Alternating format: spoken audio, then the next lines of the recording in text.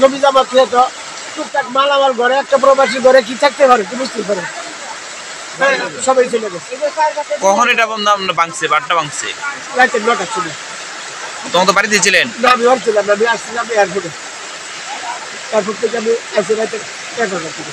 অনেক ক্ষতি হয়েছে, এটা তো বললাম এটা তো হিসাবটা কি দিব আপনারা একটা আইডিয়া করেন। এটা তো সবচেয়ে ক্ষতি হয়েছে আমার ওই যে ফাস্টফুড ভিসা।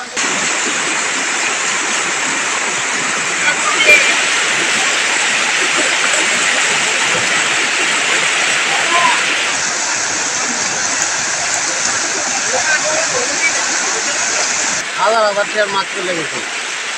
পুরা বা এলাকাবাসী এবং কোনো ঘর বাড়ি নাই যে বাড়ি উঠছে না, কাঠের উপরে বসে দিচ্ছে টুকটাক আবার বাজার থেকে আনছি খাওয়ার জন্য। পরে লাফালাফি শুরু করতে পারে আপনার 2 দিকে ধরে টানা দিয়া ঘরের ভিতরে বাঁধলো। ভাই আমাদের রুমে আছেন, আপনার গ্যাসের বোতল নিয়ে রাখছিলাম যে রানতে পাকশাক করে খামু। রাত্রে আপনার দরজা দিয়ে বাইরে গেছে গ্যাসের চূড়ামূলা সহ। এখন এই যে আপনার মুড়ি নিচ্ছি, অল্প দিলে মুড়ি নিচ্ছি, দোকানে মুড়ি নাই, এটি নিয়ে অল্প অল্প খায়া তারপরে দেখি কি করা যায়, আল্লাহ কি করছে। এখন তো আর আমরা আর কোনো ব্যবস্থা নাই যে ভাত পাকাইয়া খামু, এখন আর কি করার আছে কম।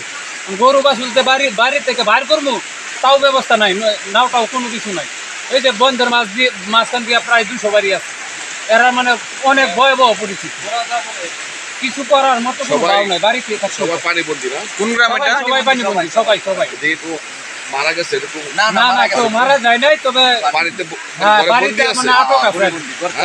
বাড়ির থেকে আপনার বাইরের মতো কোনো ব্যবস্থা নাই, মানে উড়ানের মধ্যে আপনার মহিলাদের সুতা পানি হয়। আমরা তো সাঁতার কাটতে কলা গাছ দিয়ে কোনো রুট উঠছে, সারা রাত্র জাগ্রত পানি নিচে কষ্ট করতেছি, আর কি করবো।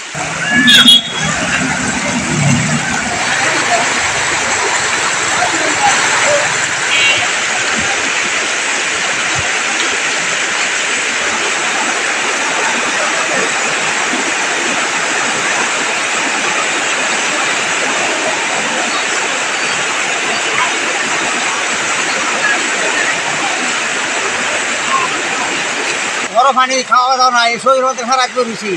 খাওয়াতে মধ্যে দোকান মুড়ি আইনে খাই যাও, ঝামা ফিরা জানা মাথা করে পানি ভেঙে পানি ভেঙে